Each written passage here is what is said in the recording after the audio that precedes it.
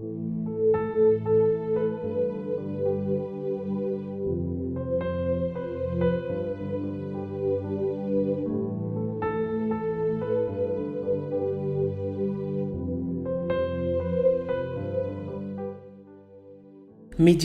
du 23 octobre. Nous lui appartenons. Vous, mes brebis, brebis de mon pâturage, vous êtes des hommes, moi je suis votre Dieu, dit le Seigneur l'Éternel. Ézéchiel 34, le verset 31. J'ai une fois séjourné chez lui. On m'a donné un lit près de la porte de la cour. Après une longue et épuisante journée, j'ai dîné et je suis allé me reposer. Je me suis endormi profondément. Mais à l'aube, une brise froide m'a réveillé. J'ai réalisé que la porte de la cour était ouverte et que le froid de la nuit s'y glissait. Je me suis levé à moitié endormi pour la fermer. En arrivant à la porte, j'ai entendu un cri qui venait de l'obscurité de la nuit. Je suis sorti dans la cour pour voir de quoi il s'agissait. La propriétaire de la maison pleurait à genoux. J'ai pu entendre une partie de sa prière. Elle demandait pardon à Dieu pour la tentative d'avortement qu'elle avait faite. Je me suis agenouillé à ses côtés et elle m'a raconté ce qui la tourmentait. Elle était tombée enceinte et avait déjà plusieurs enfants. La situation économique de la famille était difficile et une personne de plus allait compliquer les choses. Alors s'était-elle tournée vers ses amis qui lui avaient conseillé d'interrompre sa grossesse en buvant de l'insecticide. Elle avait tout préparé et un jour, elle a avalé le contenu d'un flacon d'un insecticide très commun sur le marché. Quand on l'a emmenée à l'hôpital, elle a reçu les premiers soins et a pu sauver sa vie et celle du bébé. Au moment de l'accouchement, elle était toujours terrifiée. La petite est née et tout allait bien, mais au fil du temps, on a appris que le bébé avait un problème de vue. Dès son plus jeune âge, on lui avait prescrit des lentilles pour l'aider à voir. Cet enfant est devenu une secrétaire d'église très consacrée au service de Dieu.